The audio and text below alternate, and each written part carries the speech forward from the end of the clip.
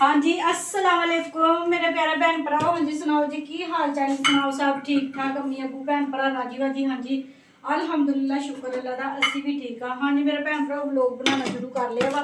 सुबह के काम कुम करन लगी हुई सी। नूर फातिमा का अंगूठा नहीं सही सी, नूर फातिमा के कपड़े सी धोने वाले ते आपे ही लगी हुई सी मशीन च पा के ना कपड़े पानी पान लगी हुई। ते कहंदे मैं एक हाथ दे नाल तार के नाल ही स्पिनर पई हैगी इधर ਤੇ मैं आपे ना स्पिनर कर करके फोल देने। मैं तू बह जा आराम ना। मैं धोंदी नूर के कपड़े निकले, मुड़ के फैसल के धोने वाले सी, फैसल के पापा के कपड़े धोने वाले सी, सैरा ने 2 सूट भी धो के रखे हुए थे। मैं चलो मैं सारे ही धो दी कि सारे कपड़े बच्चों के धो के फिर मैं चलो ना बिस्मिल्लाह रहमान रहीम पैप लगा के ना मैं वेड़ा भी धो दी, अंदर कमरे कुमरे सारे धो दिते।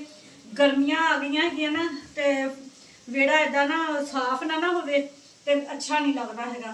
तो धो के फिर ना मैं क्रीम मलाई जमा की हुई सी, किन्ने दिनों की सर्दियों की जमा की हुई सी। तो मशीन साड़ी ना हिलदी बहुत, खड़ खड़ खड़ खड़ करती। 2 बारी बाजार मैं भेज चुकी थी तो मशीन साड़ी सही नहीं हुई थी।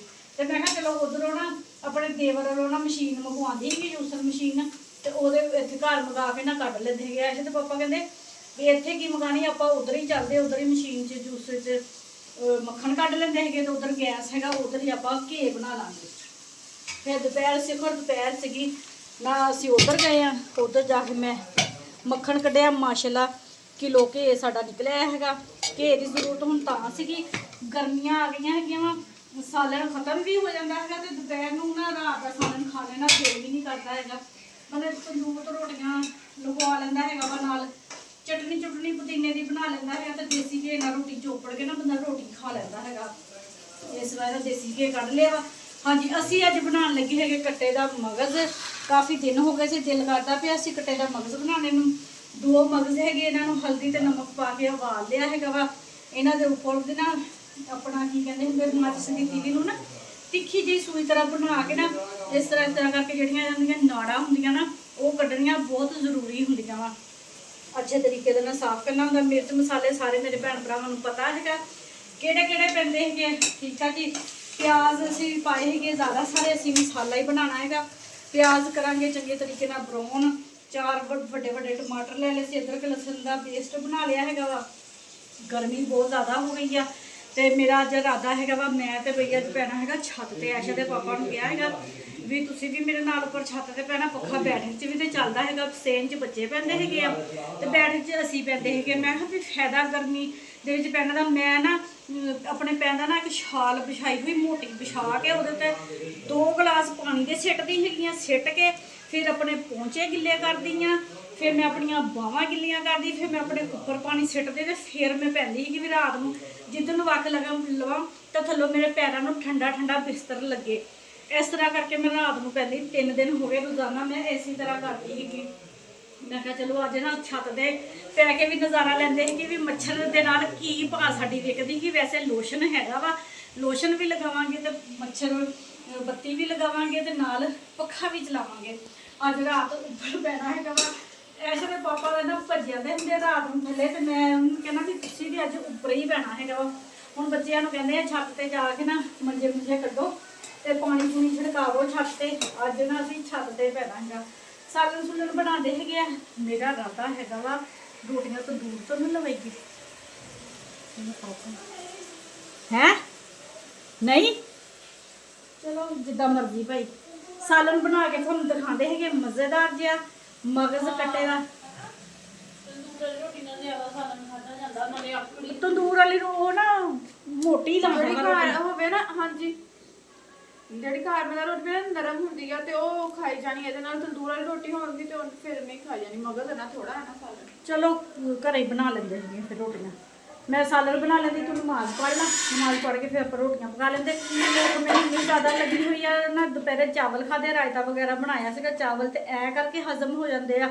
मैं फिर उधर ना घे कढ़िया से विचों दी ना छिद्दी हुंदी है घे दे थल्ले जिहड़ी बैठी, वो मैं लियाई इधर। मैं कहा उहदा ना देसी घे का बनाते हैं हलवा बना के खाते। तो मैं थोड़ी देर वास्ते सौ गई। मुस्कान मैं कहता तू अज मसाला बना दे सालन, नहीं तो वैसे ना मुस्कान बनाती। मैं क्या अज ना मगज़ है वा तो मैं खुद बनावांगी, तू मसाला बना दे। मैं सौ गई हाँ तो जगह उठी है अली हैदर जनाब ਉਹ ਜਿਹੜਾ ਬਣਾਇਆ ਹੋਇਆ ਸੀ ਨਾ ਖੋਇਆ, ਬਿਲਕੁਲ ਖੋਇਆ ਹੀ ਸੀਗਾ, ਉਹਨੇ ਵਿੱਚ ਚੀਨੀ ਪਾਈ ਤੇ ਉਹ ਖਾ ਗਿਆ ਅੱਧਾ। ਮੈਨੂੰ ਗੁੱਸਾ ਚੜਿਆ, ਫਿਰ ਮੈਨੂੰ ਵੀ ਭੁੱਖ ਲੱਗੀ ਹੋਈ ਸੀ, ਮੈਂ ਵੀ ਗੁੱਸਾ ਚੜਿਆ, ਮੈਂ ਵੀ ਖਾ ਗਈ। ਮੈਂ ਵਿੱਚ ਚੀਨੀ ਪਾਈ, ਅੱਧਾ ਮੈਂ ਕਹਿੰਦਾ ਅੱਧਾ ਮਣੋ ਨੂੰ ਦਿੱਤਾ, ਮੈਂ ਕਿਹਾ ਲੈ ਮਣੋ ਆਪਾਂ ਖਾਈਏ, ਬਾਕੀ ਢਿੱਡ 'ਚ ਮੁਸਕਾਨ ਇੰਨਾ ਕੁ ਸੀਗਾ, ਇੰਨਾ ਬੜਾ ਸੀਗਾ ਜਿਹਦੇ ਵਿੱਚੋਂ ਸਿੱਧੀ ਸੀਗੀ, ਇੰਨਾ ਬੜਾ। ਤੇ ਹਲਵਾ ਮੈਂ ਕਿਹਾ ਦੇਸੀ ਘੀ ਦਾ ਗੁੜ ਪਾ ਕੇ ਬਣਾਉਂਦੀ, ਮਜ਼ੇਦਾਰ ਸਾਰੇ। ਮੈਂ ਹੁਣ ਮਗਜ਼ ਉਬਲ ਨੇ ਰੱਖਿਆ ਸੀਗਾ ਤੇ ਮੈਂ ਕਿਹਾ ਨਾਲ ਹਲਵਾ ਬਣਾ ਲਈ, ਜਦੋਂ ਮੈਂ ਦੇਖਿਆ ਡੱਬਾ ਇੰਨਾ ਕੁ, ਤੇ ਹਲਵਾ ਬੰਨਾ ਇੰਨਾ ਕੋ ਸੀ, ਫਿਰ ਹਲਵਾ ਵੀ ਨਹੀਂ ਆਣਾ। ਹਲਵਾ ਜ਼ਿਆਦਾ ਸਾਰਾ ਬਣ ਜਾਣਾ ਸੀ, ਮਾਸ਼ਾਅੱਲਾ ਇੰਨਾ ਸਾਰਿਆਂ ਨੂੰ ਆ ਜਾਣਾ ਸੀਗਾ। ਹੋ ਜਿੰਨਾ ਸੀਗੇ ਉਹ ਮੈਂ ਖਾਂਦੀ ਨਹੀਂ, ਮੈਂ ਹਲਵਾ ਉਹ ਨਹੀਂ, ਆ ਜਿਹੜਾ ਹੁਣ ਬਚਿਆ ਸੀਗਾ ਇੰਨਾ ਕੁ ਛਿੱਦੀ, ਉਹਦੇ ਨਾਲ ਤੇ ਫਿਰ ਬਣਨਾ ਨਹੀਂ ਸੀ। ਫਿਰ ਮੈਂ ਕਿਹਾ ਇਹ ਤੋਂ ਬਿਹਤਰ ਆਪਾਂ ਆਪਣੇ ਢਿੱਡ 'ਚ ਹੀ ਪਾਈਏ। ਹਾਂਜੀ ਹਾਏ ਹਾਏ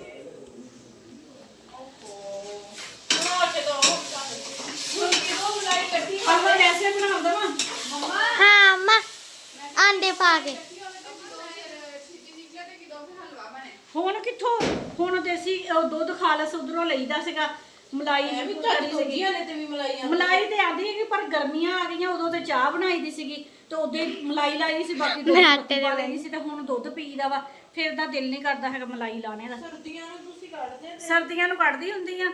ਵੈਸੇ ਵੀ ਨਾ ਪਿਛਲੀ ਵਾਰੀ ਵੀ ਘੀ ਕੱਢਿਆ ਸੀ ਤੇ ਗਰਮੀਆਂ ਪੂਰਾ ਅੱਧਾ ਡੱਬਾ, ਯਾਨੀ ਕਿ ਅੱਧਾ ਕਿਲੋ ਘੀ ਹੋਣਾ ਵਾ ਦੇਸੀ, ਜਿਹੜਾ ਪਿਆ ਘੀ ਖਰਾਬ ਹੋ ਗਿਆ, ਹਮਕ ਆਉਣ ਲੱਪੇ ਵਿੱਚੋਂ, ਤੇ ਅਸੀਂ ਵੀ ਸਿੱਟ ਦਿੱਤਾ।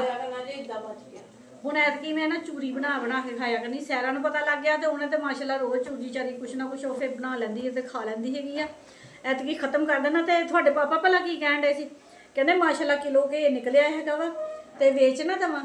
ਮੈਂ ਕਿਹਾ ਕਿਉਂ, ਖੈਰ ਆ। ਮੈਂ ਕਿਹਾ ਕਹਿੰਦਾ 3000 ਦਾ ਵਿਕ ਜਾਣਾ ਹੈਗਾ ਵਾ।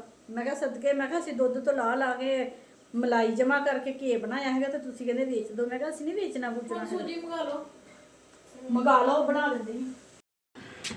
ਹਾਂਜੀ, ਐਸ਼ਾ ਦੇ ਪਾਪਾ ਨੂੰ ਕਿਹਾ ਸੀਗਾ ਤੇ ਉਹਨਾਂ ਨੇ ਮੰਜਾ ਕੱਢ ਲਿਆ ਹੈਗਾ ਵਾ ਇੱਕ, ਤੇ ਦੂਸਰਾ ਮੇਰਾ।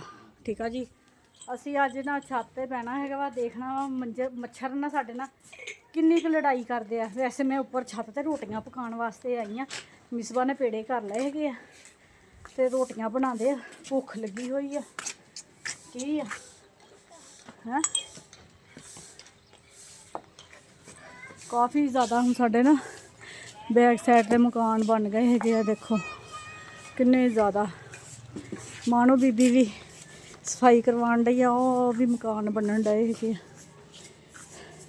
ਇੱਧਰ ਜੱਟ ਨੇ ਵੀ ਉੱਪਰ ਮਕਾਨ ਬਣਾ ਲਿਆ ਵਾ ਮਾਸ਼ਾਅੱਲਾ। ਹੁਣ ਸਾਡੀ ਨਾ ਸਾਰੀ ਗਲੀ ਆ ਨਾ ਜਿਹੜੀ ਭਰ ਗਈ ਹੈਗੀ ਆ, ਕੋਈ ਮਕਾਨ ਵੀ ਖਾਲੀ ਨਹੀਂ ਹੈਗਾ, ਵੀ ਇੱਕ ਵੀ ਮਕਾਨ ਖਾਲੀ ਨਹੀਂ ਹੈਗਾ। ਰੌਣਕ ਹੋ ਗਈ ਆ, ਪਰ ਨਾ ਅਸੀਂ ਅੰਦਰ ਹੀ ਰਹੀਦਾ, ਅਸੀਂ ਬਾਹਰ ਨਿਕਲੀਦਾ ਹੀ ਨਹੀਂ ਹੈਗਾ। ਇਹ ਸਾਡੀ ਗਲੀ ਆ, ਇਹ ਜੱਟ ਨੇ ਮਕਾਨ ਬਣਾ ਲਿਆ ਵਾ, ਇਹ ਸਾਹਮਣੇ ਮਕਾਨ ਬਣਨ ਡਿਆ ਵਾ। ਅਸੀਂ ਹੁਣ ਰੋਟੀ ਪਕਾ ਲਈਏ। ਮਾਣੋ ਮੰਜਾ ਪੁੱਠਾ ਢਾਇਆ ਤੇਰੇ ਪਾਪਾ ਨੇ, ਕਹਿੰਦਾ ਉਧਰ ਨੂੰ ਹੋਣੀਆਂ ਪਰੇ ਨੂੰ। ਅੱਛਾ ਮੈਂ ਆਈ।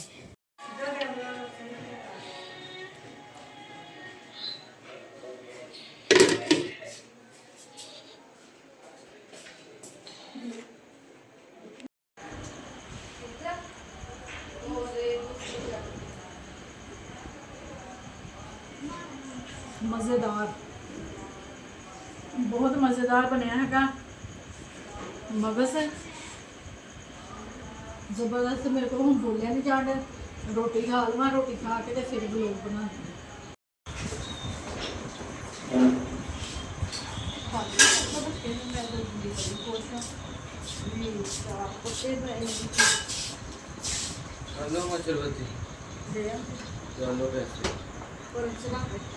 ਹਾਂਜੀ ਮੇਰੇ ਭੈਣ ਭਰਾ, ਰੋਟੀ ਖਾ ਕੇ ਮੈਨੂੰ ਤੇ ਐਸੀ ਨੀਂਦ ਆਈ ਹੈ ਨਾ, ਭੁੱਖੀ ਚੜੀ ਇੰਨੀ ਜ਼ਿਆਦਾ, ਮੈਂ ਸੌਂ ਗਈ ਤੇ ਹੁਣ ਅੱਖ ਖੁੱਲੀ 8 ਵਜੇ ਹੋ ਗਏ।